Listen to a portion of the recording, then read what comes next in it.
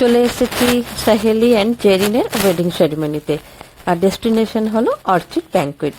দেখো আজকাল বিয়েবাড়ির গেটগুলো এত সুন্দর করে সাজানো হয়, এই সুন্দর সাজানো গেটগুলো দেখেই বিয়েবাড়ি ঢোকার আগেই মনটা যেন ভালো হয়ে যায়, তাই না? তাহলে আর দেরি করব না, কারণ আমরা এমনিতেই লেট হয়ে গেছি। প্রায় আসতে সময় লাগলো 45 মিনিট, এখন 8:30 বাজে।